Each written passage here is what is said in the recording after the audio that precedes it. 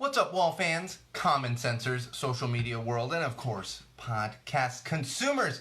Welcome to the live feed for episode 114, that's right, 114 of Go Tell to the Wall podcast. I'm, of course, your absolute favorite podcast host, the one and only Sean O'Rourke, and I've got an action-packed show for you tonight, and we had a little bit of a 3-week layoff, kind of planned, kind of unplanned, a lot of scheduling things and other things going on, so lots of stuff to get into tonight. That being said, let's just get into it. Oh, how could I forget? 3 weeks. 3 weeks, and this is what happens.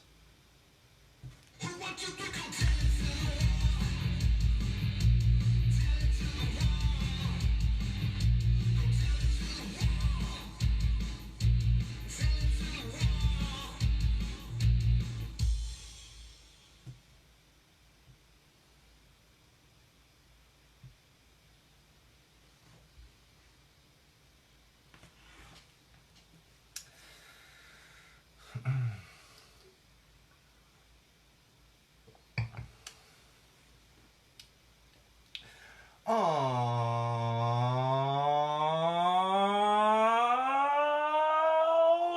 wall fans, common sensors, podcast consumers, welcome to episode 114 of Go Tell to the Wall podcast. I'm, of course, your absolute favorite podcast host, the one and only Sean O'Rourke, and after a 3-week layoff, we are back.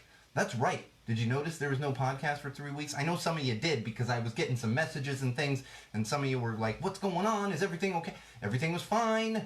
We just had a little 3-week layoff for actually various reasons, lots of reasons. I'll get into a couple of those, like, as we go along, I guess. And I'll be honest, one of those reasons was me catching the amazing Buck-O-Nine at Alex's Bar down there in Long Beach. And then, of course, one of those was also Halloween falling on a Thursday, and when you have a young child at home, Halloween takes precedence over getting into the studio and recording and talking to a wall and all that stuff, despite the fact that I actually make money doing this. And I don't make money taking my child out trick-or-treating, but family is first. Children are the most important thing there is, and to me, my daughter is absolutely the most important thing. And first priority above all else. My daughter and my wife, but especially my daughter, first priority. So we had a little layoff. And then actually, weirdly, I thought we were going to miss this week as well. I came down with a really bad cold earlier in the week. And for those of you that are avid listeners, you might be listening to me right now, and I do sound a little funny. I'm still getting over it. I'm still a little congested. I'm hoping my voice holds up for the entirety of episode 114. So we may have a slightly shorter show tonight just because of that. So we're going to see how long my voice holds up and how we do here. I'm feeling much better. I mean, I was literally could do nothing but lay on a couch on Tuesday of this week and gradually got better. I filled myself with more vitamins than any human being should possibly intake. I was joking with my wife that instead of, blood and water running through my body, I got vitamin C and Sudafed at one point this week. But luckily, I'm feeling a little better, so I'm hoping to get through the entirety of episode 114 without having to cut anything short. And we've got a lot of stuff. Got a lot of concert recaps, and in fact, I mentioned Buck-O-Nine. I didn't even have Buck-O-Nine listed in my concert recaps here, so we're going to have to do that one on the fly as well, but that's just kind of the name of the game here at Go Tell to the Wall, is things happen, and things come up, and people come on the feed and want to buy couches and all kinds of weird stuff, and want to tell me how terrible I am, or, so we just kind of fly by the seat of our pants here. Hopefully we'll have Bridget and or Chris joining us this evening. I actually didn't talk to either one of them. Usually I do, but everything's just been so all over the place. And on top of that, it's my daughter's birthday is Monday, so I'm in the middle of planning a big party. It's crazy. It's just all kinds of madness. But of course, I took the time to get into the studio here and bring you episode 114. That's right. Social plugs as usual. We kind of kick things off, but I had to give you a long explanation there. So social plugs, you can keep up with us during episodes, after episodes, before episodes, whenever you so please. And you can do that in multiple locations. One of those would be Twitter. Head on over to Twitter. Follow our official Go Tell to the Wall podcast Twitter account, which would be at Tell the Wall Pod. That's right, at Tell the Wall Pod, all one word, of course. For those of you that use Twitter, you know that already. You can also follow my own personal Twitter account, which is at Magic Muppet. That's right, at Magic Muppet. Still one word. It's Twitter. If you're a Twitter user, you know this. I had to be explained this years ago before I started using Twitter years ago, like a year or two ago. But it's all one word. It's at blah blah blah, at Magic Muppet, and at Tell the Wall Pod. And of course, we are currently live on Facebook right now with episode 114, and head on over to facebook.com/GoTellItToTheWall and like our page. Check back often for updates. Again, facebook.com/GoTellItToTheWall. Pretty easy to remember. And of course, YouTube. We are on YouTube. Make sure you find our page. Just search Go Tell It to the Wall. Subscribe to our YouTube channel. Like all the videos. That's where you're going to find all of our beer reviews and that good stuff. As well as clips from the show and individual stuff that's shot independent of the actual podcast episodes themselves. And speaking of beer reviews, we actually just posted a few new beer reviews.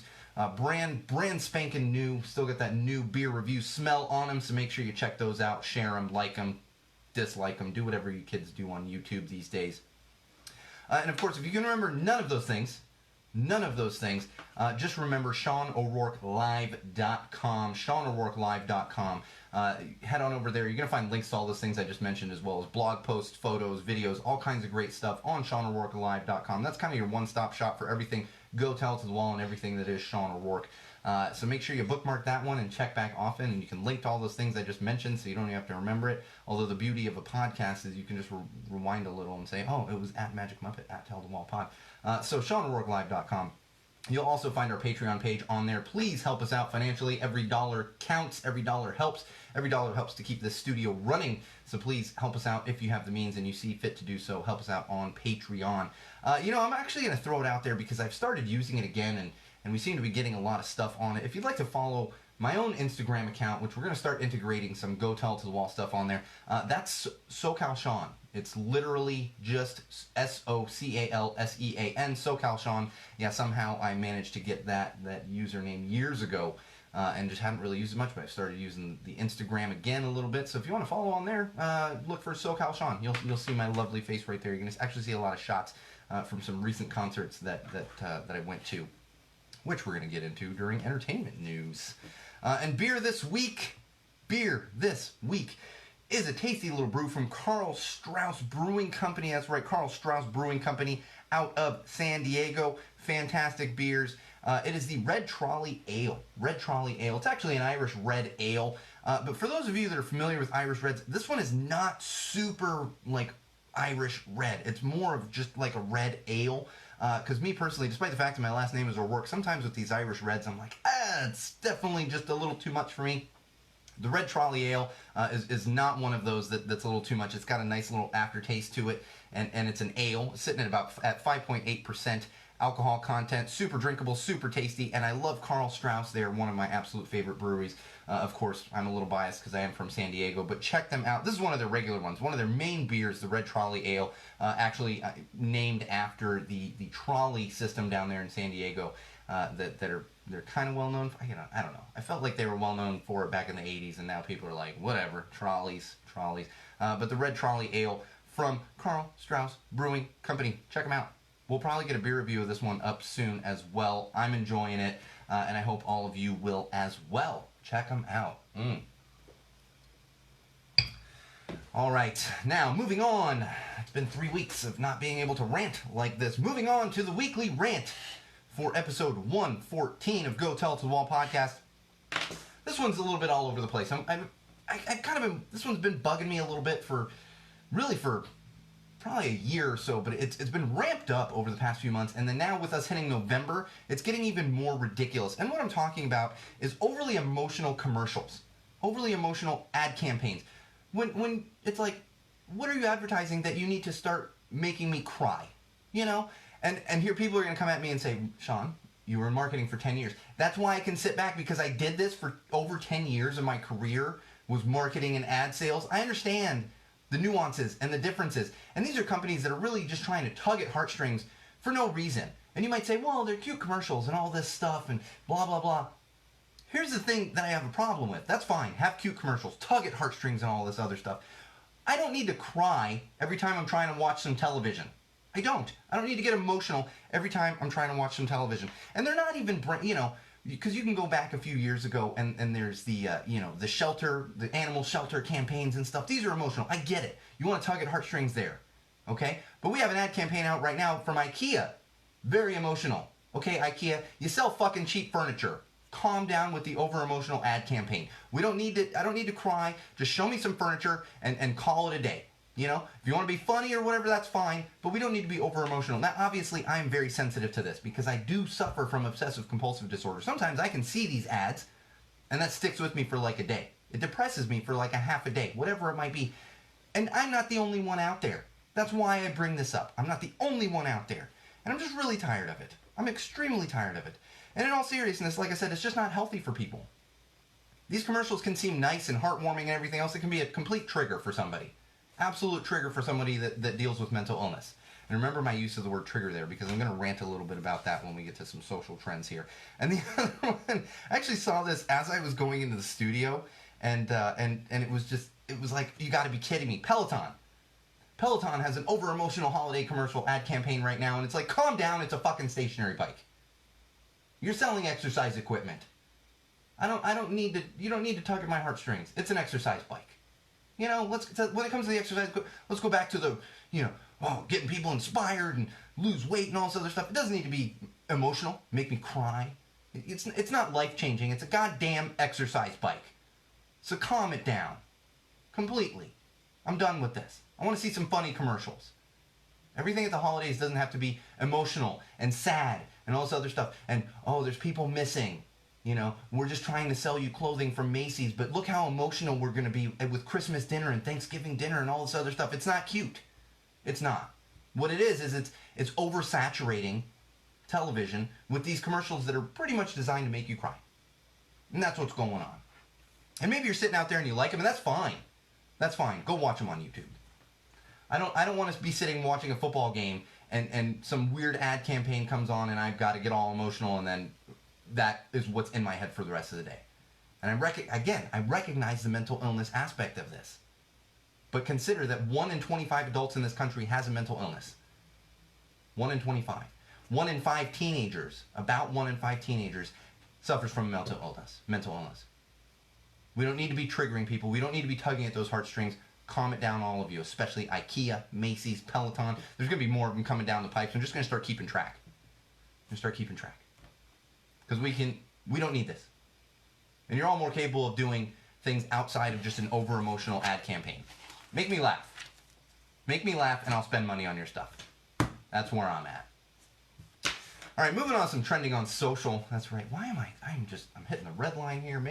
That's what happens. I'm super excited. I'm watching my recording here, and I keep redlining on my mic, but that's because I have not been able to yell at this mic for 3 weeks. So I'm a little extra fired up, I guess. But trending on social right now, this one got me as well. This happened just this past week. The Washington Nationals, congratulations to them for winning the World Series recently. They actually went on their little White House visit, and of course everyone's like freaking out and like, oh, what's going on? And there was a clip that actually came out from this White House visit the other day, and it appeared to show the pitcher, actually the MVP of the World Series, Steven Strasburg, appeared to show him completely snubbing the Orange Menace, snubbing Trump, as he was turning around after giving a little speech at the podium. And people went and ran with this on Twitter, on social media. I actually saw it on Twitter the other day myself, and I went, good on you, Steven Strasburg. I actually followed Steven Strasburg a little bit in college because he happened to go to San Diego State University. But it wasn't a big deal to me. I was like, oh, cool, he snubbed him. He went to the White House, but then he snubbed him. Well, it turns out like a day later, Steven Strasburg, who's not active on social media, comes out and says, yeah, no, that's fake news, and I hate that term, fake news. But he's right here. Because if you continue watching that clip, he walks past the Orange Menace, turns to his manager and one of his coaches, gives them a big hug, and then if the footage were to continue, you would see him turn back and shake the Orange Menace's hand. And this is why this really gets me. Because it's like, yeah, okay, I see where you're going. You cut it weird so it makes Trump look bad and all this other stuff. That's fine. But you know what? He does enough dumb things without us taking things out of context. Just focus on those dumb things. Don't put stuff out there that's completely inaccurate. But of course, everyone ran with it. Everyone. I hate the fact that I have to sit here and defend the Orange Menace, but that's what I'm having to do right now. It's absolutely what I'm having to do because it's ridiculous. In that case, I hate the term. Like I said, in that case, it is fake news. He didn't show the whole clip. He didn't snub him. He just didn't go to him first. There's a big difference there. Big difference. And he does enough dumb things. Let's focus on the dumb things that actually do happen. We don't have to make stuff up. That's what's amazing. It's a daily occurrence where dumb things happen. We don't need to make it up. We just don't. I need to take my microphone level down here a little. Yeah, I'll fix it later. Whatever. All right, moving along here. Remember that woman in the Bronx Zoo? There was a woman that climbed into the lion enclosure at the Bronx Zoo. We got a little follow-up on that. She's actually been arrested. She's been arrested and charged with 2 counts of trespassing. So I hope that social media footage was worth going to jail for, because you're probably going to jail, lady. And that's what happens. And if you're interested, I don't want to get into all the ridiculousness of it. She is crazy. She put out a couple statements and was like, oh, no, you are actually crazy. And I don't use that term lightly, but she was like communing with the lions. So if you're interested, check that out. But is it worth jumping in a lion enclosure? No. Now you're going to jail. That's what happens. Trespassing, jail. I mean, luckily she's not dead because she was next to a lion, but jail. That's where she's headed next, most likely. Little Mermaid. Oh, did you guys see this the other day on ABC? It was on ABC. My wife and I actually watched a little bit of it because I flipped on the TV and it was just on that channel. I was like, I'll watch a little bit of this. I mean, Shaggy singing some Sebastian parts from Little Mermaid's pretty funny. But people weren't having it. People took to Twitter, of course, like during the actual broadcast and then after, and just ripped into it, shredded the musical special on Twitter. And in fact, I want to share this one from you. This is from, I'm not even going to try to say the name. This is from Twitter, and this is, and I quote, "If this live Little Mermaid is any indication of what's going on in the ocean, I say we just keep using plastic straws." Or this one, when you order online versus when it comes in the mail, and this was referring greatly to the Flounder. If you're familiar with Little Mermaid, Flounder is a very main character in it. They put out like the worst puppet possible to play Flounder, and it was really ridiculous. And one of the other big complaints was they had the entire crowd, like the entire orchestra pit, was wearing crab claws on their hands, and Shaggy's out there supposed to be playing Sebastian, the crab from Little Mermaid. Nothing on his hands, just bare hands. Looking like Eddie Murphy in that comedy special, not Raw, but the other one. Blanking on the name of it. This is why I need Chris. He'd be feeding me that information. So I wouldn't recommend watching the Little Mermaid live musical special anytime soon because people really didn't like it. I didn't hate it, but it's also just not really my cup of tea. You know, I'm like, whatever. It's not. It could be like the best musical special ever, and I'm not saying I would hate it, but I would probably just be like, there it is. It's a thing. People are singing and dancing. It's just nothing against it. It's just not really my cup of tea. I recognize a lot of things I like aren't other people's cup of tea. I'm not going to sit here and talk bad because someone likes that and I don't like it, or I like this and someone else doesn't. It's not worth my time. Not worth my time. Oh, speaking of ridiculous social media trends, apparently Trader Joe's influencers are a thing now. Yes, Trader Joe's, the grocery store chain. That's right. There's actually some accounts out there apparently, and this is coming to light. I think they've been around for a while. But people are kind of recognizing them more mainstream now. There are accounts that are literally dedicated to Trader Joe's. They're calling them Trader Joe's influencers. Yes, that's the finger quotes. One of these accounts on Instagram is at Trader Joe's Gluten Free. I imagine that one's going to be focusing on gluten-free things. But this is the thing. And some of these accounts are actually making decent money. Strictly off of posting stuff about Trader Joe's. That's right. People do love Trader Joe's. I enjoy some Trader Joe's to an extent, but that's one of like 4 grocery stores I go to. I cannot get everything at Trader Joe's. You end up, and I don't go to all 4 in one day. People are going to be like, why are you going to 4 groceries? No, it's just, we have a regular rotation in my household, and we go to Trader Joe's, we go to Sprouts, we go to Target, and we go to Vons. Those are kind of that's the rotation of grocery stores. Some of them get hit every week, some of them get hit every other week, and that's just how it goes. So I understand that people like Trader Joe's. I don't understand how influencers can be making money simply off of Trader Joe's. Speaking of influencers, too many finger quotes tonight. I gotta stop saying that word, influencers. There are new FTC, Federal Trade Commission guidelines. We talked about this, at least a year ago, maybe even longer than that, where influencers, social media personalities had to actually add hashtag ad, like AD, to their posts that were sponsored, where they were being paid by a sponsor to post something on social media. Well, the FTC has come out and said, even that's not quite enough. And they have created a guide. It's called Disclosures 101 for Social Media Influencers. And it offers guidance for when and how influencers should disclose ads. So a lot of this isn't necessarily you're going to jail but you got to keep up with this stuff or you could get fines, you could get reprimanded by the Federal Trade Commission. Makes sense to me because it goes back to that old thing, and especially with people who are impressionable. You know, I'm not saying all teenagers are just super impressionable, but a lot of kids, teenagers, even adults, they follow these personalities on social platforms, and then they see them using a product and they're like, oh my god, that's the greatest product ever, I must now use that product. You need a differentiation between this personality, this celebrity really enjoys using this and has used it for years versus this sponsor gave this celebrity, this personality, money to then post about it. And maybe they've only used it for a week. Maybe they don't even use it. You know? It's the old adage with Michael Jordan. He's been the spokesperson for Hanes for probably like 30 freaking years, so long. Everyone out there knows the guy doesn't wear Hanes underwear. It came to light like 25 years ago, and it was like, he doesn't wear Hanes. He's just a Hanes spokesperson. And it's the same thing. It's just more organic on social platforms, so a lot of people don't realize this. They don't. And so I don't love the Federal Trade Commission. I think they overstep their bounds a lot. This is probably a spot where we do need a little bit more regulation. We probably do. Because you're literally out there selling things, and these don't come across as ads. In the marketing world, here we go, putting on my marketing hat here for a moment, we have things called ads versus promotions. You have paid advertising versus promotions. And even that there's a lot of blurry lines between those two. So when social media came into the world and became so popular and became something that companies and personalities were using, it was like a whole new world. And now we do have organizations like the Federal Trade Commission that do need to regulate, at least to an extent. And to me, it makes sense. All right, moving along, I got a couple hashtags to share with you. Man, my voice is going. For those of you that are regular listeners, and for those of you that are just tuning in, like maybe for the first time, my voice doesn't usually sound like this. I'm just kind of getting it back completely. So bear with me, and I'm going to go as long as we can here, even if we have to stop a little short. But some hashtags trending on social right now. This one, I saw this one at first, and then I was very happy with what I was seeing. It's hashtag when a man cooks dinner. Hashtag when a man cooks dinner. This one's floating around right now. And of course, some people have run with it in a different direction, but I enjoyed this direction that I was seeing from some users on Twitter. This one's actually from Monsieur Disney.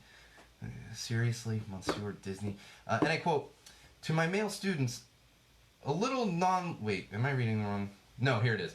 Yes, and I quote, to my male students, a little non-language advice. Don't bother looking at things like hashtag when a man cooks dinner. Real men cook, real men clean, real men raise families, real men are nurses, real men are stay-at-home dads, real men teach, real men are kind to animals, real men, ... end quote. Yes, and this was my thought when I first saw this. I am a stay-at-home father. I'm a full-time father, and I'm a part-time broadcaster, part-time event host, and MC. My full-time job is taking care of my soon-to-be 3-year-old daughter. So when I see things like this, it infuriates me. The funny thing is, in my house, my wife does most of the cooking, simply because I'm not much of a cook. There's not a lot of things I can cook. My wife enjoys cooking. I enjoy cleaning. I clean the majority of the house. That is just something my obsessive-compulsive disorder tells me that I need to constantly clean, so it works well in my house. But I know couples, married couples and just partners, where the male cooks and the female doesn't. Has nothing to do with gender. And I also enjoyed this one from Alex Ventrella, and I quote, hashtag when a man cooks dinner, what is this, the 1960s? There are plenty of guys out there who can cook, myself included. Stop assigning gender to basic life skills, end quote. Never assign gender to basic life skills. It's ridiculous. And I've said this before. I was capable of doing everything with my daughter except breastfeed. I couldn't give birth to her, but once she was born, I was capable of doing everything except breastfeeding my daughter. It's simple as that. Simple as that. All right, moving on to the next hashtag. This one I enjoyed. I must be old because. Hashtag I must be old because. I'm not even going to share any of these with you, but I want to share a quick story with you. I started to realize this. I was at a show in Ventura with my good friend, my sister, essentially Laura, and Ventura is about an hour north of LA. It's not in the city. And we get there, and I tend to be, I'm an introverted extrovert. You know, I don't really get into, like, it takes a little bit for me to start talking to people and everything else. Once I do, I tend to, you know, you can't shut me up. It's easy. I sit in the studio. There's no one in here, you know, but once I do, you can't shut me up. So we go to Ventura, and it was like everybody wanted to talk to us. Not because we were cool, but And I realized kind of toward the end of the night, we even stopped at In-N-Out after the show, which I'm going to talk a little bit more about the show because there's a new band that you all need to be listening to. And there was these 3 kids like sitting at a table in In-N-Out. And I'd come back, I think I had just picked up the food at the counter for myself and Laura.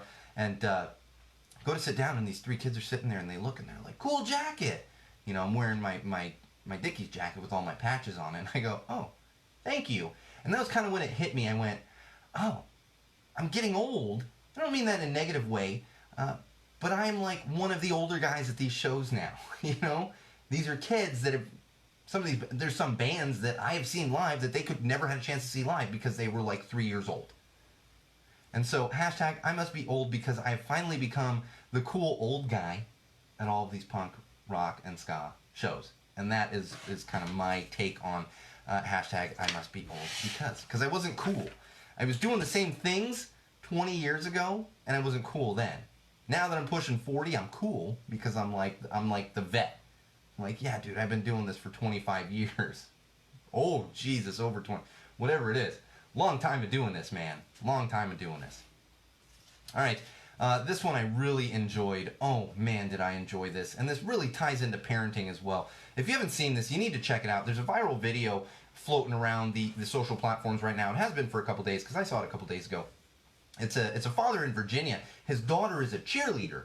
It looks like a high school cheerleader, and he's at the football game. And he is in the stands, and he is cheering for his daughter and those cheerleaders and dancing along with them and losing his mind. And I saw that, and I was just so inspired, and I said, that right there is parenting. So good on you, father in Virginia, and good on you for supporting your daughter and for having no shame. No shame. Cheer along with her. I love it. I absolutely love it. All right, a couple more hashtags for you. This one, I'm not even going to get into some of these, but I feel like if you weren't aware of this one, this is something that can be inspiring on social platforms. And this is hashtag I know where I came from. Bernie Sanders actually kicked this off, I want to say like a week or so ago, whenever it was. And he did it to support immigrants. In fact, his was talking about his father Eli, who immigrated from Poland to flee poverty and persecution. And then, of course, there are lots of other people out there have also been sharing their stories. And most of them are in, their immigration stories or where their family came from originally. And this is all in support of immigrants, which I think is fantastic right now because of everything that's going on in our country and the bad rap that anybody that comes to this country from another country is getting, specifically if they're coming from another country and that doesn't happen to be a white country. And here's people supporting that. Here's people supporting that. So check out hashtag I know where I came from. This I mentioned this at the top of the show. This one kills me, and this is not on either side. This is both sides. This is hashtag what triggers conservatives, and also hashtag what triggers liberals. I'm not even going to read any of this shit because it's disgusting. It's disgusting. And why do I say that? I've said it so many times on this podcast before. You cannot just throw around the word trigger. You can't. You can't throw it around. That is a term that for many of us who suffer from mental illness, many of us that know people who suffer from mental illness, that is a term that is used for something that literally triggers your mental illness. So this isn't conservatives, Republicans, this isn't liberals, Democrats, progressives. This is all of y'all. All of you are doing this wrong. If you're out there sharing that hashtag, go delete it right now because it's disgusting. Find another fucking word. Simple as that. Find another fucking word. Because that's ours. And it has been for a long time. It has been before all this hateful vitriol started being spewed everywhere on social platforms. Find another word because it's offensive. Period. And I'm disgusted by that. And it's both sides. It's all sides. It's all sides. It's not just the Orange Menace. It's not just any... Everybody's doing it wrong. I'm telling you right now. Throwing that word around is absolutely wrong and absolutely hateful and absolutely offensive to people like myself and 1 in 25 adults in this country and almost 1 in 5 teenagers in this country. More than 1 in 5 teenagers. Just keep saying almost. It's more than 1. It's like 1 point something. Don't do it. We can do better. And it's education. I'm educating everyone out there right now. Don't use that word in the wrong manner. Just don't do it. All right, moving along to some entertainment news. Man. Oh, the voice is still there, but it's getting a little raspier. It's getting a little harder here, but I'm going to do my best. Entertainment news. So there's some fallout from South Park. I don't want to get into all the details on this, but South Park has been banned in China. This all relates to the Hong Kong protests. So South Park completely banned in China. You can't find it anywhere. It gets even more ridiculous than that. There's a DJ named DJ Zed. DJ Zed. He has now been banned from China. Banned from China. And you might say, well, was he in the South Park episode or anything else? And no, that is absolutely not the case. What happened was he actually liked a tweet from the South Park Twitter account. Somehow China saw that and they banned him from the country completely. I don't care where you stand on the whole Hong Kong and China thing and everything else. That's disgusting. That should never happen because he liked a tweet? Give me a break here. Give me a break here. So if you're in China, you're not going to see DJ Zed. I'm sure this podcast is also not allowed in China. I'm sure it's not. We have listeners in Russia, but this podcast, I guarantee, is not allowed in China. If they're catching up with DJ Zed liking a simple tweet, yeah, this hasn't been allowed in China since like episode 0, which, if you're not aware, was our very first official episode of Go Tell It to the Wall. Might have been episode 1. Probably didn't get super... I don't consider myself offensive. I speak the truth and I use common sense, and common sense is simply not working in a country like China right now. It's just not. They don't have any common sense. Not right now. Not right now. All right, here's some good entertainment news. Depending how you feel about this. Emmett Otter's Jug Band Christmas. This is my wife's absolute favorite Christmas specials from Jim Henson, 1977. If you haven't seen it, check it out. You can pick it up on DVD. I actually own the DVD. I don't know if you can stream it anywhere. We got some news recently that they're doing a remake of Emmett Otter, which I'm usually not a big fan of these remakes, especially something that's so near and dear to a lot of people's hearts. However, they have got Brett McKenzie signed on to write the script and the music. Brett McKenzie, if you're not familiar with him, he is the glasses-wearing half of Flight of the Conchords. I was never a huge Flight of the Conchords fan. I enjoyed it. Didn't watch it religiously, but I do love that duo. I love their style, and I think with Brett McKenzie writing the script and the music, it could actually just kind of bring a refresh to Emmett Otter's Jug Band Christmas, and maybe it's a situation where we're not dismissing the original, but it's just kind of a fun remake. So we'll see where that goes. A lot of stuff coming out of it. He actually has the option to direct it as well if he wants to. The other good thing about this one, you're not going to have Disney Plus. A lot of people, and I saw this news flying around when this was first announced, a lot of people think that once you see Henson Muppets, Disney has a piece of it. Just an FYI, for those of you that are not aware of it, the Walt Disney Company actually only owns the Muppet Show Muppets. They don't own all of the other Muppets, just the Muppet Show Muppets, Kermit, Miss Piggy, Fozzie, Gonzo, that whole crowd. So when you're talking stuff like the Fraggles, Dark Crystal, Labyrinth, all of that stuff is still part of the Henson Company. So this Emmett Otter remake will actually be part of the Henson Company, not necessarily be on Disney Plus. Now, of course, Disney could end up buying it. Who knows? I'm not going to get into the semantics of that. But keep in mind, if you're not aware of that, it's only the Muppet Show Muppets that Disney has ownership of. All right, moving along, Mr. Robot. Jesus Christ, the greatest television show on television right now. It is by far. If I haven't had much... I talked about it leading up, and I haven't talked about it much. They are still killing it in the final season. It's going to go down as my absolute favorite television show of all time. I'm 100% positive of that. Not only because it's written well, the actors are fantastic in it. All of the actors. There's like not a single actor in it where I'm like, they're not fantastic acting in it. Just absolutely fantastic. Fantastic writing, fantastic directing, fantastic cinematography. Oh my God. But they also treat mental illness in the best way possible that I've ever seen on a television show. I think there have been movies that I might, debate that about, but on a television show, there's never been anything that's portrayed it as well as Mr. Robot has over the past few years, and they're continuing to do that. It's fantastic. I do want to bring up now, quick spoiler alert, if you haven't watched the most recent episode, it's kind of half spoiler. You've probably seen this stuff even if you haven't caught up with it. The most recent episode of Mr. Robot that aired this past weekend was actually a completely silent episode. Not silent like no sounds. There was almost no dialogue. I believe there were like 2 lines of dialogue in the entire episode. And the funny thing is, I knew this before I had watched the episode, and I realized after I watched it that I think I could have gotten through the entire episode and not realized that there was really no dialogue in the episode of Mr. Robot. It was done that well. It was fantastic. And for me, with my obsessive compulsive disorder, I tend to, like I said when we were talking about the over emotional ad campaigns that are coming out right now, I tend to be a little bit put off by those kind of things. It's completely silent, this weird take, whatever it might be. Mr. Robot did it so well. It's definitely one of my favorite episodes of Mr. Robot over the past 4 or 5 seasons, whatever. This is the last season, whatever season we're in now. And they did a fantastic job. If you're not watching Mr. Robot, make sure you do it now. You can stream it on USA if you have cable. There's a USA app. That's actually where I watch the episodes, is through the USA app. And you can find that on your devices, on Apple TV, really on a bunch of stuff. Roku and all that stuff, I'm sure, has it as well. So check out Mr.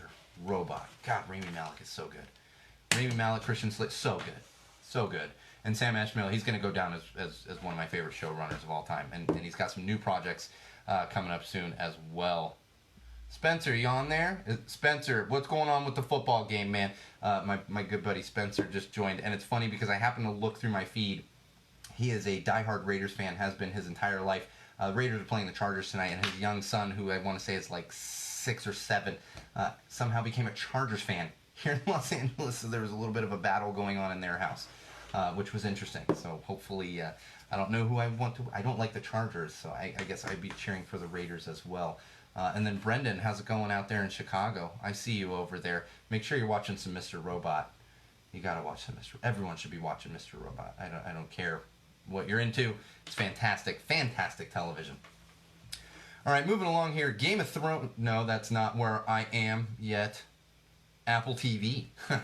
Apple TV launched this week. If you have an Apple TV or an Apple device, you probably have certain stuff on it. I half looked at it on my Apple TV. I don't pay for the Apple TV Plus, which is like the premium package for the Apple TV programming.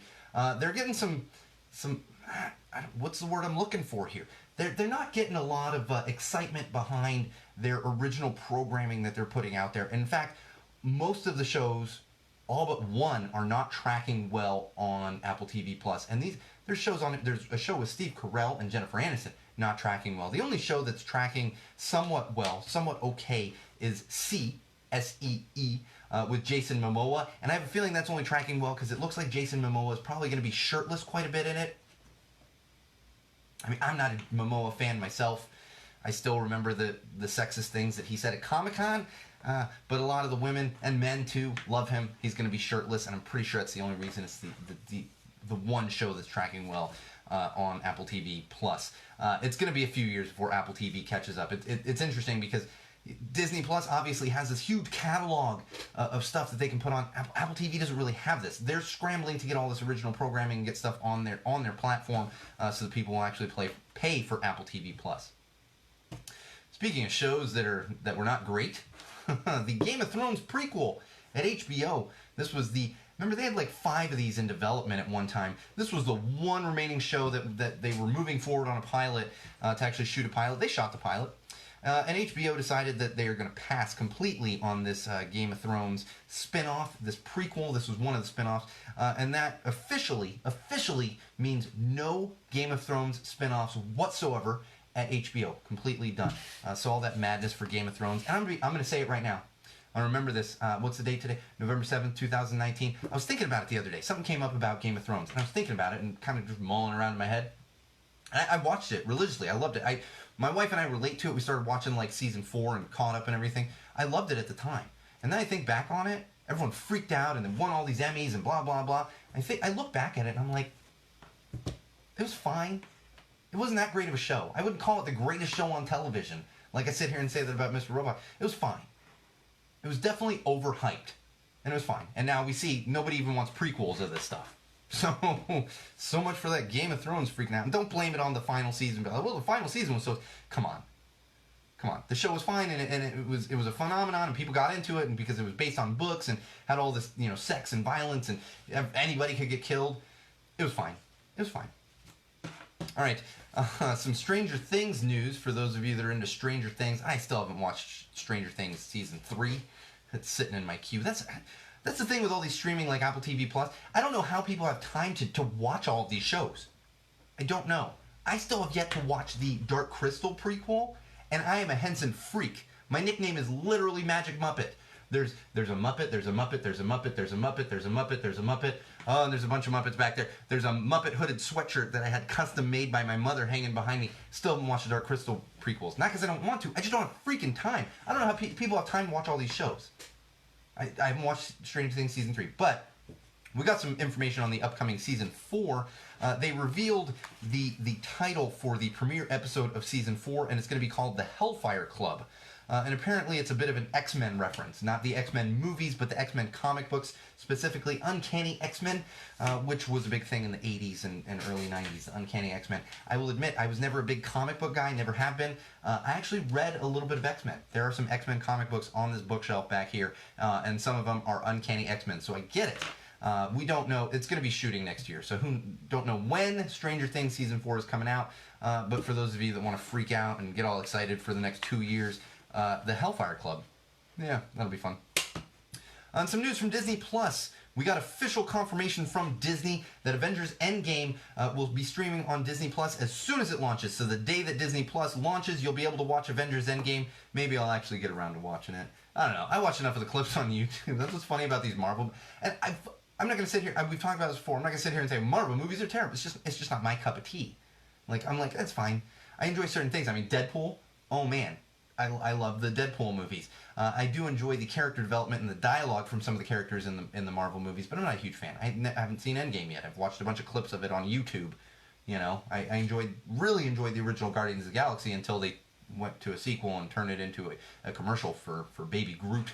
2-hour product commercial from Disney there. It's kind of ridiculous. But that's going to be available if you're getting Disney Plus there, which we're getting Disney Plus in my house. I had to admit to it like a month ago when we got the cheap price and I got a 3-year-old at home who likes to watch Disney stuff. So you'll be able to watch that on Disney Plus. All right, and today, this is really for people familiar with Los Angeles radio. Today was Eugene Bean Baxter's last day on K-Rock, KROQ 106.7 here in Los Angeles after almost 30 years.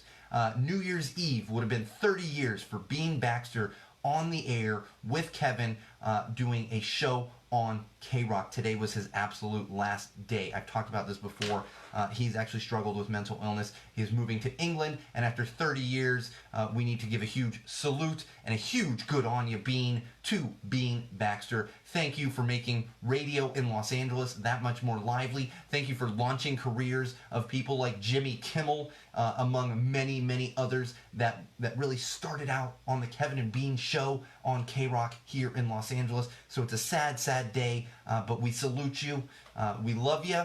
And good on you, and I wish you nothing but the best out there in England to Bean Baxter. And we'll see how the Kevin and Bean, it's not going to be branded Kevin and Bean show anymore, but Kevin will still be on the air at K-Rock, so we'll see kind of how that goes. And for those of you that are fans of Rage Against the Machine, which I am, I'm excited about this. And if you're a fan of My Chemical Romance, I'm just lumping them together because they both announced kind of comebacks over the past couple weeks while I was not in the studio. So yay, Rage, My Chemical Romance, that's fine. Don't come mess up my punk ska third wave scene that is happening right now, because that's what happened in the freaking early 2000s, My Chemical Romance and all these jackasses that were doing things. Am I still getting recording here? This is not good. Oh boy. No, we're good. Okay. My thing is just messing up here. I don't know what's going on. Anyway, so Rage Against the Machine and My Chemical Romance both coming back, and interestingly enough, they saw huge upticks in their YouTube channels, their YouTube music videos, and all that good stuff. So if you're interested, check those out. I'm excited about some new Rage Against the Machine, especially in this day and age. We could definitely use some new Rage Against the Machine, for the love of God. Just especially with Green Day not really tackling certain things that we were expecting them to, and not against Billy Joe. It's fine. I understand, but we could use some Rage Against the Machine right now, that's for sure. Speaking of the punk ska third wave, which is what we're sitting in right now, I've talked about this a little bit. It's the revolution of punk and ska right now, the resurgence revolution. Resurgence is the word I'm looking for. We actually saw this happening on SNL last week. They did a corporate punk rock band skit, made up their own song, and it was actually pretty clever. A lot of people were offended by it, weirdly, and this is not moving. What's happening right now? Okay. Hang on. I'm having some trouble here. Oh no, it's moving. Okay. Yeah, I don't know. This is what happens. It's time to get some new machines here in the studio, because this is not moving well. All right, let me get rid of this. There we go. All right, apologies. Some technical issues here in the studio. That's what happens when we're when we're out for 3 weeks. I gotta remember, like, oh yeah, this is how we do things. Anyway, all right. So moving along, I do want to talk. We're running short on time, so what I'm probably going to do is cut out some of the tech stuff here. But I do want to talk a little bit about a couple of bands here. So Laura and I and my wife actually came out to a dingy punk bar a few weeks ago. Had the privilege of seeing a lot of bands recently. One of them being the Bomb Pops. I'm actually wearing one of my Bomb Pop shirts right now. They put on such a fantastic show, and they're some of the nicest people around. I love them. Seeing them tomorrow here in downtown Los Angeles at House of Machines. That's right, House of Machines. I would say come join us, but that one's sold out. They're playing with Anti-Flag. And if you're not into some Bomb Pops, they put on a fantastic show. They played with Mass Intruder when we saw them a few weeks ago down there in Long Beach at Alex's Bar. Did a fantastic job. Mass Intruder is also a fantastic band to check out if you haven't gotten into them. Please check them out because they are fantastic. But more importantly, I want to talk about this other band because I've talked about Bomb Pops a lot before. There's a band out there from the UK. They've been around for a few years. I was not familiar with them until recently. When we caught them opening for a band called Bad Cop that I'm quite familiar with. They are a Hellcat band. I actually believe Hellcat or Fat Records. Either way. But I'm standing there and we're like checking out the opening band. I'm like, oh, okay, cool, I'm standing here. And Barstool Preachers from the United Kingdom come out. They come out and they just blew me away. I literally, and my friend Laura, she said to me, she's like, I've never seen that kind of look on your face. And I was like, it's been 20 plus years since I've been to a concert and seen a band and said, oh my God. And then of course I went home, downloaded all their music, and then my friend Laura and I drove an hour up to Ventura to see them 2 weeks later before they headed back to the UK.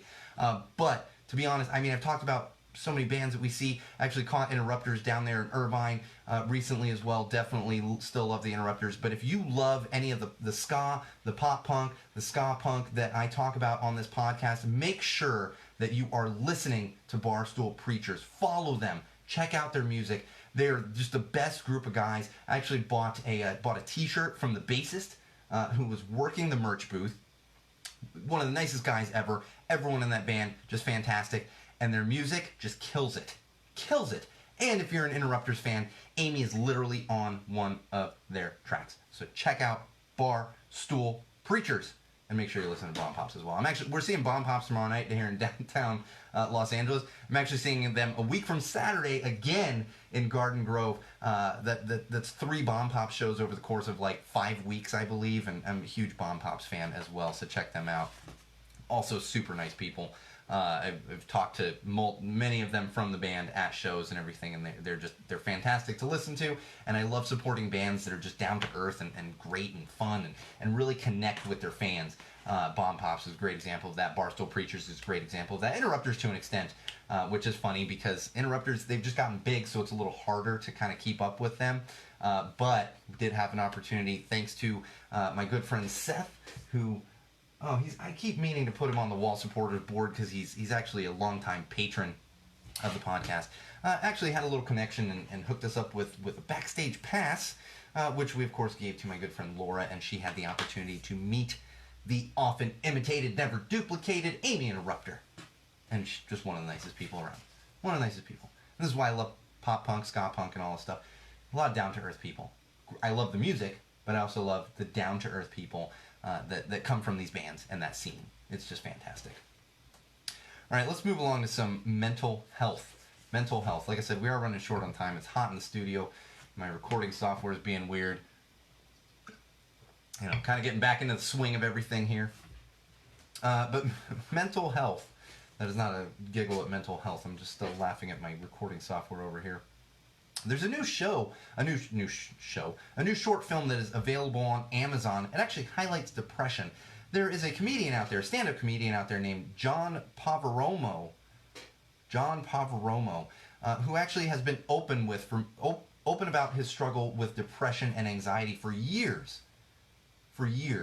Actually connected with the creators of this show to create this short film, and it's interesting because it's all puppets.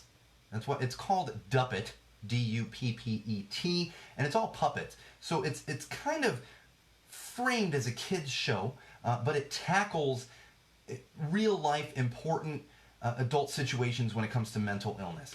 And there's a quote in here. I'm not going to give you the exact quote, but somebody said, you don't expect it. You don't expect to kind of, with that premise, you don't expect it to be comforting. But this person that was talking about it actually said, but you come out of it feeling comforted. So check out Dup It. It's on Amazon. It's on Amazon, like I said, and I think the important thing is that it is blending comedy and emotions when it comes to mental illness, and while still doing justice to those of us and those of you out there who struggle with a mental illness. I haven't watched it yet. I probably will and kind of give you my thoughts on it. Probably episode 115 or 116 whenever I can actually get around to it. But check it out. This one just came up on my radar, and I think if you don't suffer from a mental illness, you don't have mental health problems, still something to check out, because like I always say, you probably know somebody out there, whether you know it or not, whether you realize it or not, that does suffer from a mental illness. Simple as that. You have someone in your life, may not be your partner, your sibling, your parent, but there's somebody that you cross paths with on a regular basis that has a mental illness. It's just a fact of the matter. So even if you're not someone that suffers from that or needs that comforting, needs that outlet, I could probably still do good things for you. So check out Dup It on Amazon. And this one I did find interesting to an extent. I just want to run through this list real quick. And I found this. This is according to it was medically reviewed by a couple of doctors, and it does make sense. And it's from NetDoctor. And this is talking about foods that you should eat when you're depressed. The best foods for you when you're depressed, when you're sad. And I'm just going to run through these. One of them is Brazil nuts, oily fish. You're going to get a lot of omega red, that omega red stuff from the oily fish. Oats, bananas, lentils. Lots of protein in lentils. Chicken and turkey, spinach, water, of course, cereal, dark chocolate, oysters, and that's it. Oysters are disgusting. I do not like oysters. My wife likes oysters. I've never liked oysters in my entire life. I don't like clams, oysters, any of that stuff. Do love me some dark chocolate. So I think these are good things to keep in mind. Specifically, it says, don't go eat junk food. However, I will caveat that with something very important. Do what makes you feel better. Don't do unhealthy things, but do what makes you feel better. For me, sometimes, and my wife knows this, I'm not advocating this. I'm not saying go out there and do that. But sometimes I just need a fucking cheeseburger. I just need it. I need a cheeseburger and fries. And my wife knows that, because sometimes, she'll be like, what do you... I'm just like, I just need a cheeseburger. And chemically, maybe it's not making me feel better, but mentally, it makes me feel better. So that being said, all those foods, Brazil nuts and oily fish and dark chocolate and everything, and cereal, oats, bananas. I mean, cereal has oats in it, so it's kind of a double whammy. All that stuff. Do what makes you feel good. Keep yourself healthy, but do what makes you feel good. This one I found really interesting, and I'm not going to go through this, but this is an article that I came across talking about how to tell your partner you have a mental illness. And this one got me, kind of hit me personally. Now, my wife, I've talked at length about how supportive my wife is of my mental illness and helping me with my struggle and even helping to reduce that stigma. But there are people out there that don't understand that don't want to deal with it. And I've been in that situation myself years and years ago. I was dating somebody for about a month, and not even dating, like serious dating. We were dating. We were not in a serious relationship at that point. We were dating. And somehow it came up. I can't remember specifically how, but it came up. And I said, oh yes, I suffer from obsessive compulsive disorder. It can at times can be very challenging for me. Well, this woman that I was dating at the time freaked out. And I'm not even exaggerating, freaked out. And I'm not throwing things, because trust me, that's coming out in the blog post. This person did throw things at me as well, further down the line. Not throwing things, but just blatantly like, what do you mean? How could you not tell me this right away? This could affect our whole... And I was like, we've been dating a month. And we're not exclusive. We're not getting married. We're not moving in together. A month. And I remember even saying, like, if this isn't working for you, that's fine. Let's end it here. And it was more of just I have to complain. I have to complain. It wasn't a deal breaker for her. And I bring this up for multiple reasons. Because you need to find someone, if you suffer from mental illness, you need to find someone that's going to support that, that's going to love you no matter what. That's extremely important. But on top of that, it's knowing the right time to tell a partner, you know? And the most important thing is, and there's steps that I found, you know, people recommend and everything. The most important thing is to make sure you are comfortable. Make sure you are comfortable. Now, that being said, you shouldn't spend 5 years with somebody, you know, get married, and then divulge the fact that you have a mental illness. Of course, that also being said, if someone has been with you for 5 years and you have a mental illness, they probably realize that you have a mental illness. You just haven't told them. I mean, that is also going to be fact a lot of times. But do what's good for you. Do what's good for you.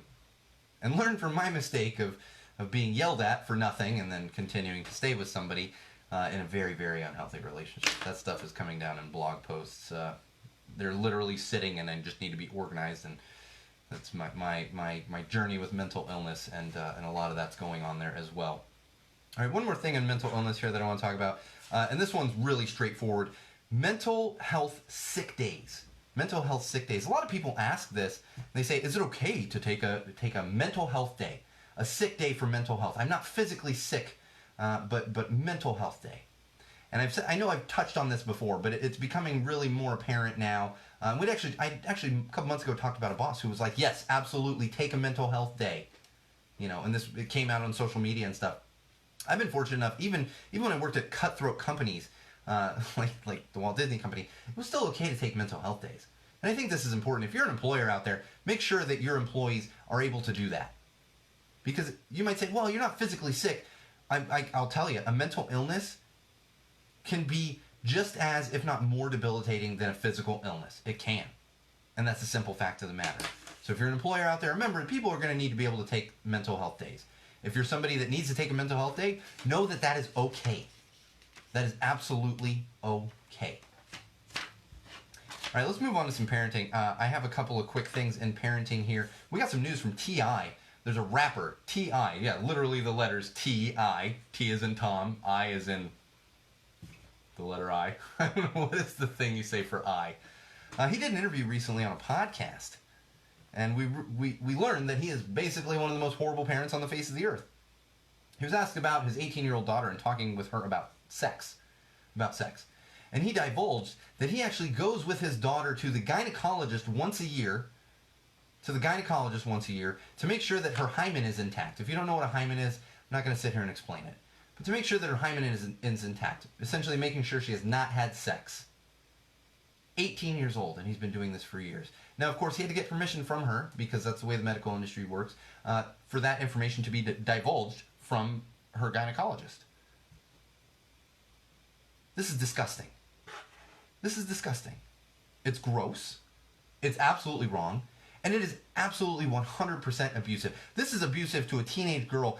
Now she's 18. This is even worse. So T.I., I have no respect for you. You are a terrible father. I don't care. There's nothing you can say that's going to change my mind. T.I. is a terrible father. He's a terrible human being, and he should probably go back to jail. Probably just go back to jail. Because that's where you belong when you're doing stupid shit like this. Abusing the hell out of your daughter. Who does this? Who does that? But there are parents out there that do it. Disgusting. Disgusting. T.I., worst father on the face of the earth. There are worse fathers out there. I know I'm exaggerating. There are worse fathers out there. I had a biological father who would definitely probably be much worse than that if he was still around today. So I'm not going to argue that. All right, we've got just a few... Oh, no. Oh, my gosh. How could I do that? Oh. I want to take a moment here in our parenting section and wish a very, very, very, very happy birthday to my amazing, my funny, my beautiful, my full of personality daughter, Zofia, who is turning 3 on Monday. She turns 3 on Veterans Day. Her birthday is November 11th, 11/11, and she will be 3. We're throwing a huge birthday party for her on Saturday, and to have some fun. My mother, her grandmother, is making an awesome cake to surprise her. She's got some friends coming over. We've got our friends coming over, and it's not that I hate to see her grow. Time moves so fast, and that's something we're going to talk about in mental health over the next couple of weeks. Time does move so fast, and please, nobody, and just warning anyone out there that's going to, when you see birthday posts, I understand it goes too fast. It literally depresses me on a daily basis that it goes too fast. I don't need to be told that every 5 minutes that it goes too fast. I know. I see it. I don't need to be reminded and depressed about it. I want to be happy that she's having a birthday and she's turning 3.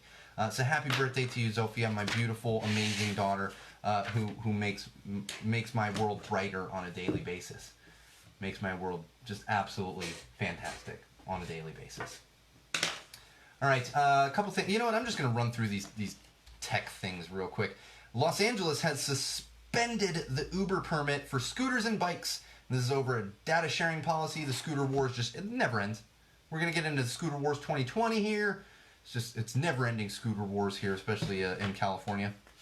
Google Assistant, for those of you that use Google Assistant, it's now available for bathtubs and faucets. Yes, you can control your bathtub and your faucets with your Google Assistant. It's funny, when I first saw this, I was like, well, that's stupid. And then as I was prepping the show, I went, wait a minute. This is actually kind of brilliant for parents. You could be in the other room playing with your kids, and you can tell Google to fill the bathtub for your kids. That's actually kind of brilliant. Now, I'm not going to go get a smart bathtub because I don't need all these smart devices in my home, but I could totally see that being a useful thing, specifically for parents who are just, I got to fill the bathtub. You know, whatever it might be. And you don't have to actually go do it. In my house, it's when both my wife and I are home, it's a 2-person thing. I will take care of getting the bath ready. My wife usually bathes her, and then it's kind of a handoff process and one dry. And my wife has to go change clothes because my daughter splashes water everywhere. I mean, just absolutely madness. So seems crazy, but I actually see a use for that. And here's actually a warning. My voice is going. My voice is going, Wall fans. Made it to the very end, but it's going. I'm not going to be able to talk tomorrow, which is good because I'm going to a concert and I won't be able to talk. If you have a Samsung TV, it's actually going to stop support for Netflix as of December 2nd. These are older Samsung TVs from 2010 and 2011. You can check out their website to see if your television is one of those that's going to lose support for Netflix as of December 2nd. And of course, even if you bought a television in like 2012, 2013, because those were televisions that had started to be sold in 2010, 11, but of course they could have still been stock, and you might have bought it in 2012, 2013, whatever it might be. So check that out if it's something you're super concerned about. Just going to lose Netflix on your smart television. San Francisco has upheld its e-cig ban. That's right, they have upheld, there was a little pushback on the e-cig ban. They banned e-cigs in San Francisco a little while ago. They have upheld that ban. Yeah, you can't smoke e-cigs in San Francisco anymore. You can smoke the shit out of a pack of real cigarettes. Puff away, cigarettes, cigarettes, cigarettes. And if you're homeless, you can actually shoot up on the street, which I'm not going to get into semantics on that. But God forbid somebody has a vape, an e-cig, out there on the streets in San Francisco, you're going to get arrested. But shoot up some heroin, smoke all the regular cigarettes you want, because San Francisco. Get tired of that fucking city now and then, man. They do great things, and I love the city, but that is an ass-backwards way of thinking. If you're going to ban the real cigarettes, and I have no problem with you banning e-cigs at that point, but ban the real cigarettes first. Then worry about e-cigs. All right, for those of you interested that like seltzer water, like the LaCroix and all that stuff, Coca-Cola is coming out with a new seltzer called Aha. Aha. That's for the Prince. Aha! The Princess Bride fans. It's going to be called Aha, and it's out in March 2020. So for those of you that like drinking that seltzer that tastes like really, really, really, really, really dirty water or Sprite that's gone bad, that's going to be available for you through Coca-Cola. Don't send me hate mail. I know y'all like the LaCroix and shit and the White Claw and whatever that I don't like it. So I'm going to make fun of it and I'm going to joke about it because I don't like it. It's gross. To me, it's gross. Drink a goddamn red trolley ale from Karl Strauss. Or if you're Bridget, who's on the live feed right now, who doesn't like beer, drink some goddamn whiskey. That's what Bridget does. And that's why she's producer of Go Tell Us the Well podcast, because she's not running around drinking some White Claw. Just kidding. There's nothing wrong with drinking White Claw. What's funny is I'm wearing my Bomb Pop shirt, and the Bomb Pops love White Claw. So I'm gonna give Neil a hard time tomorrow and be like, why are you drinking that White Claw? What are you, sorority girl? All right, one more thing. I'm following the story, and I'm going to talk a little bit more about it. There was a high school cross-country runner who was disqualified, female cross-country runner. She was disqualified from a race because she wore a hijab. I'm so bad with the pronunciation on hijab. I'm so bad with the pronunciation. It is. I mean, no offense to the culture. It's one of those things that just doesn't work for me. But it's a headscarf. And it was actually a Nike, and I'm laughing because it's ridiculous because it was a Nike branded, and like Nike has gotten with the times, and they've actually made branded hijabs for females, female Muslims that play sports and run cross country and stuff. She was actually disqualified because of that hijab, and she had actually set a personal record in the cross country race. Here's the thing: I ran track and cross country as a kid. I saw guys get pulled off the line for a hot second and said, that is not compliant, that is not compliant, that is not compliant, that is not compliant before the fucking race started. And for me, if you were to sit there and say, that is not compliant to this young lady, fuck you. What does it matter?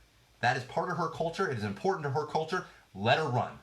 So we're going to continue to follow this because she's an elite cross-country runner. I love me some track and cross-country, and we're going to continue to make sure that she actually gets justice for this because that's absolute bullshit.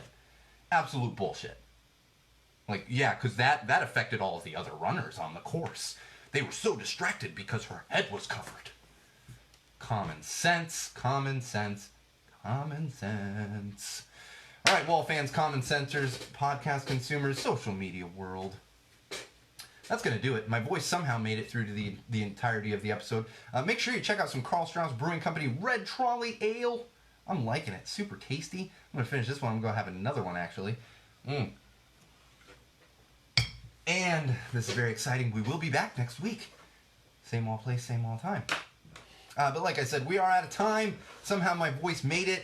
This has been episode 114 of Go Tell It to the Wall podcast. Make sure you're following us on Twitter at Tell the Wall Pod, as well as at Magic Muppet. And of course, Facebook, where we're currently live, facebook.com/Go Tell It to the Wall. Also, YouTube, head on over there, search Go Tell It to the Wall. Make sure you subscribe to our channel, like all the videos, dislike the videos, do whatever you want to do. And SeanO'RourkeLive.com, your one-stop shop for everything Go Tell It to the Wall. And Sean O'Rourke Live. Myself, I don't know where I was going with that. Sometimes I just lose track of things. And like I mentioned at the top of the show, if you want to start following my Instagram account, because I'm like a millennial and I'm going to start posting on Instagram more and more. No, but honestly, you should follow that if you're into some pop punk, some ska punk. That would be at SoCalSean on Instagram, SoCalSean. That's right, SoCalSean, because I will probably be posting some stuff from the Bomb Pops Anti-Flag show tomorrow. All right, wall fans, common sensors, podcast consumers. Like I said, this has been episode 114 of Go Tell It to the Wall podcast. I'm your absolute favorite podcast host, the one and only Sean O'Rourke. And remember, wall fans, no matter what you do, no matter who you're with, no matter where you go, no matter why you are doing it, always use common sense.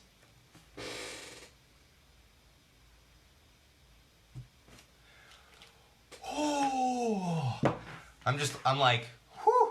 I don't know how I got through that. I'm feeling much better. Like I said, Tuesday I was literally on the couch. My wife Diana came home and was just like, all right. And I was like, I had my kid watching some Sesame Street, and I was just like, I cannot function right now. So I have gotten back to like 85% functionality, still not 100%. The voice should be fully back by next week. As I said, we're back on schedule now with all that craziness, concerts, wife in China, Halloween, all that good stuff. But make sure you're also checking out that, because I was putting up content, just not doing any full episodes over that 3-week period. Thank you as always, Bridget, for joining. I know I meant to check in with you earlier and be like, we're going back on. It's been so crazy. Just because I'm still like fully recovering from everything, and then I'm also prepping this freaking birthday party that's gonna happen in my house on Saturday, which I love, but it's just like so many things to do. I'm also putting in a new gate in the back of my back. It's a whole thing. I know I'm boring all of you now, and now I'm just rambling because I haven't had beer in like a week because I've been sick, and it's really tasty. Red Trolley Ale. All right, on that note, remember, wall fans, common sensors, social media world, if you've got any complaints, go tell it to a wall.